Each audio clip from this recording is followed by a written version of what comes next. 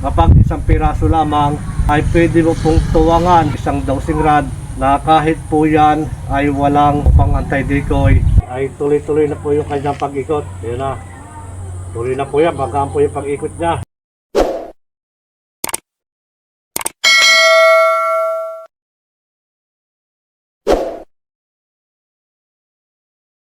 Demo pa rin po ng long range locator, single antenna, ang pinusuwa po ng ating katiits mula po sa probinsya ng North Cotabato. Isang long range locator, single antenna, ito po ay bala-bala. Kung ano po yung ating babala, yun po ang ilulocate ng ating single antenna.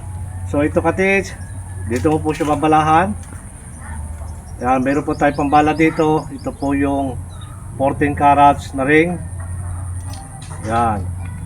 At ang ilulukit ko po dito, ito po yung bracelet na 18 carats. So yan mga katids, mga kababayan. At kapag maglalagay ka po ng load sa atin pong single antenna, huwag po yung pagsasabay-sabayin yung paglagay, isa-isa lang po yan. Pagkatapos ng isa gamitin, tanggalin mo, at yun naman pong gusto mong ibala, yun po yung ating hahanapin. So ito pa rin mga katids, mga kababayan, mahalaga pa rin po yung handle. Huwag niyo pong kakalimutan na kailangan naka-align po yung ating handle. Ito pong single antenna ay magagamit po natin. Siya po ay magtuturo kung saan lokasyon yung bala o aura ng gold na kanya pong malulukit.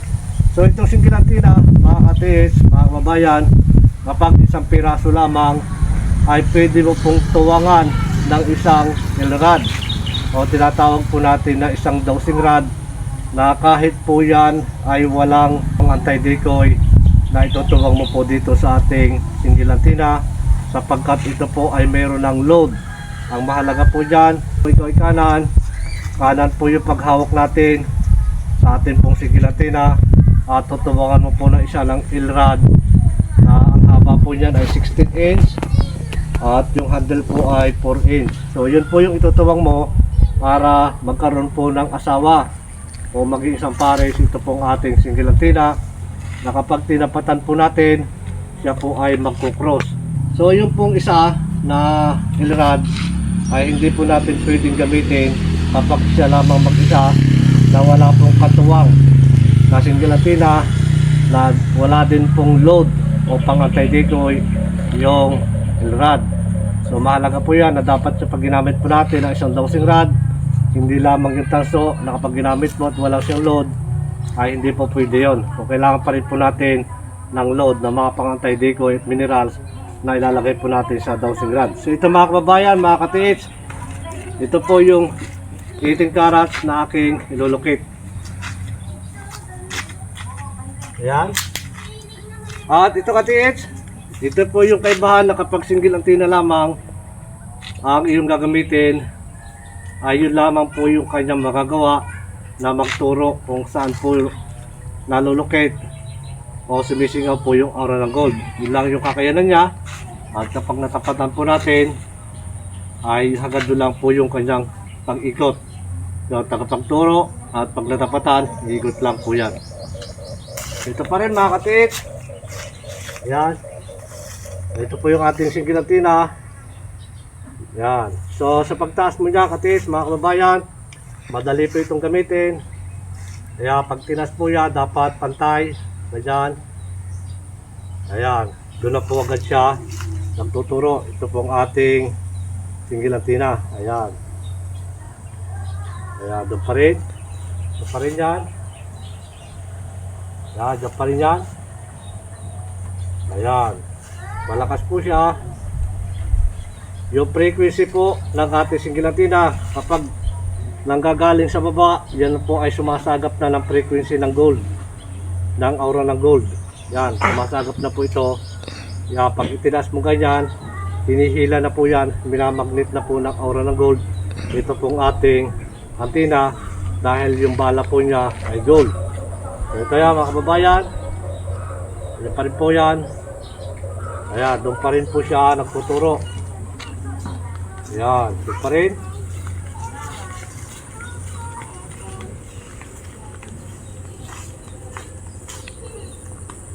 pa rin mga katits. Yan. Ito pa rin po siya ituturo. Yan. Ganun po siya kaalwan, kalakas. Napakagaan niyang gamitin. Ayan. Napakagaan yung paggalaw ng ating pong single antenna. Yan, dyan pa rin. Yan. Ayan. So, susundan nyo lang po yung paggalaw ng ating pong single antenna. Yan, huwag nyo po siyang kukontrahin. Huwag nyo po siyang pipigilan. Tustusan nyo lang mga katits. Yung paghawak po natin, kailangan po yan ay permis na lagi. Yan. Yan po yan. Ganyan po yung paggalaw ng ating single antenna. Ayan, napakadali lang gamitin. At lagi pong practice mga kababayan.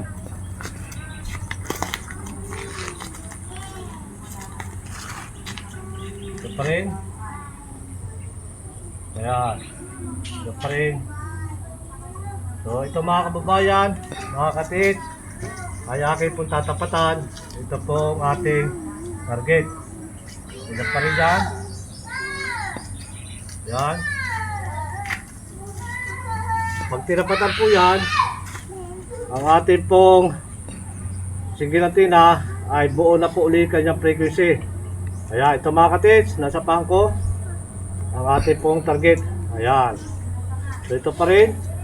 Yung pag-ikot po ng ating single antenna, kapag nakaramdam na po siya ng frequency ng aura na gold, ay tuloy-tuloy na po yung kanyang pag-ikot. Yun na.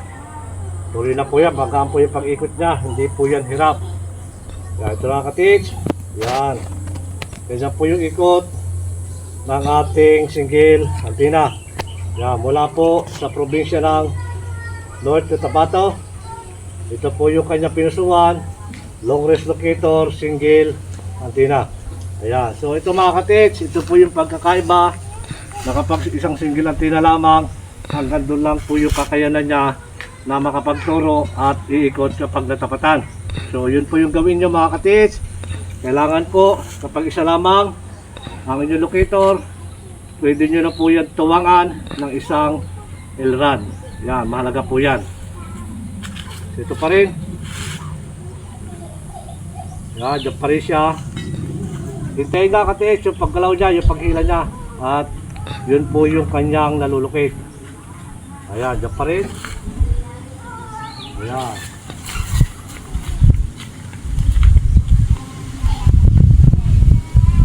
Ayan, dyan pa rin siya. Ayan, bagaan po yun yung kanyang pag-ikot. So ito po yan. Mga katits, ayan pa rin.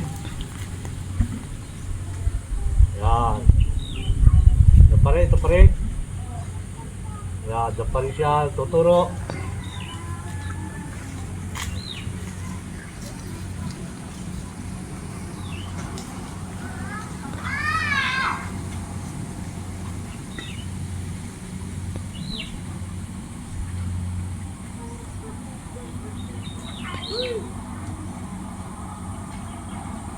Sakit siya.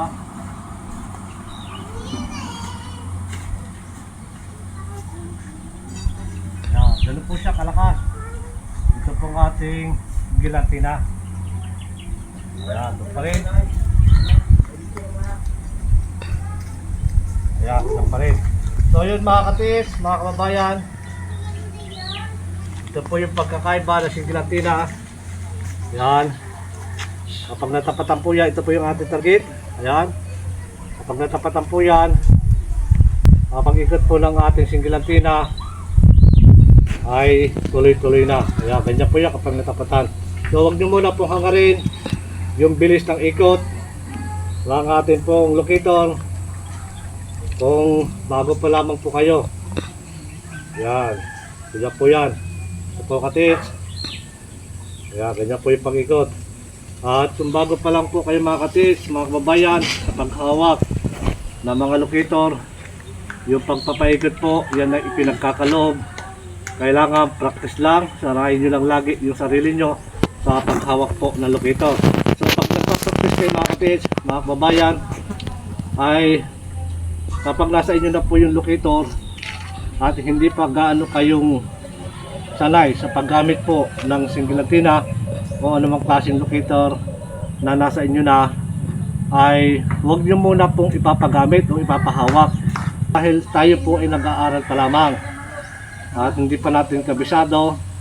Kailangan buuin mo muna po yung frequency na ikaw ay makapagpagana, makapagpagalaw ng isang locator. Mahalaga po yan para hindi po pa iba-iba yung frequency na kapag ginamit niya at gagamitin mo ay magkakasalungat po yun. Kailangan ikaw muna po yung dapat magpa-practice, pag-aralan mo mabuti hanggang sa makabisado mo para yung buong frequency ng isang locator ay mapunta po sa iyo. So mga kababayan, mga katits, maraming salamat po sa lahat ng ating mga kababayan, ng ating mga katits dyan po sa North Cotabato. Shout out po sa lahat sa inyo dyan, ang mga katits natin. Ingat lang po kayo. Maraming salamat po at pagpalain tayo ng maraming biyaya at higit po isang magandang kalusugan. Long range locator, single antenna, ang pinusuan po ng ating sa katits mula po sa probinsya ng North Cotabato.